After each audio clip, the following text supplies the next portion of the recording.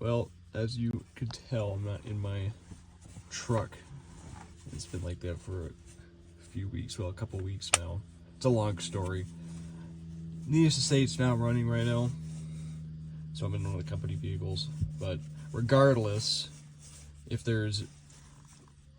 I had any doubt in my mind that of using those Harbor Freight pack out toolboxes as part of my main toolboxes, those doubts are gone, because this next thing I gotta get to, one of our lifts back in there. There's really no road that goes over there, so thankfully I have those toolboxes with most of my essential tools in there, and it's like it rolls out there, so that'll be a lot easier. Now this is at a Franciscan nunnery, so that's interesting. But what I'm actually gonna be doing, replace that belt. Very bad. So I guess there actually is paved here, but this is right by like a cemetery and stuff, so I didn't want to impose or anything. I think that's private parking, so I just thought it'd be safer to roll this out here. I'm saying I gotta do those, just take this shroud off. Well, there it is. Should be simple in theory. Just have to loosen up those alternator bolts. There's the adjuster there. And then it should just, I'm hoping it'll just go around the fan and then just pull it out of there. Might have to take this little fan cage off. I'm gonna try to keep the belt intact because I'm not 100% sure the one I got from Napa is the right one, so I'm gonna have to compare the two. But I'll try getting it off right now. I don't really know if there's a way I can show this here.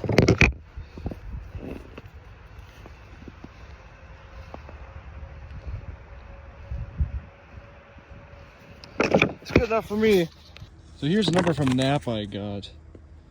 I got the original number off the belt itself.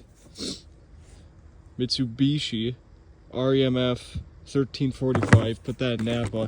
You get two belts. This one, which was like $30, and one that was $6. And I don't. It said either one of them like interchanges with that part number. So I went with the more expensive one because that to me seems like a really weird price difference. And I don't want to have to end up getting like a super poor quality one for $6. So, but yeah, this one is just bad shape. And this isn't even, this machine is like 4 years old, I think. So I guess that's pretty old for a belt. Man, just 2021 does not feel like it's already 4 years ago. Anyways, so it's kind of annoying because harnesses in the way. I don't think cutting the zip ties down here are going to do anything as far as getting them out of the way. So I had to pry on the pulley a little bit. But anyways, yeah, so that's what that mark there is, to get that belt off. So hopefully I'm able to get it on okay. Yes, I did have to take that cage off. Wasn't bad though.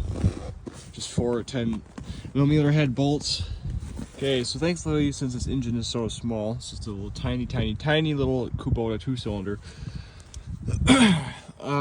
I put the belt over these two pulleys, and then I was able to get it partially on the crank pulley, and then I was able to rotate the whole system, and it started turning the crank pulley over and just slid onto it the rest of the way.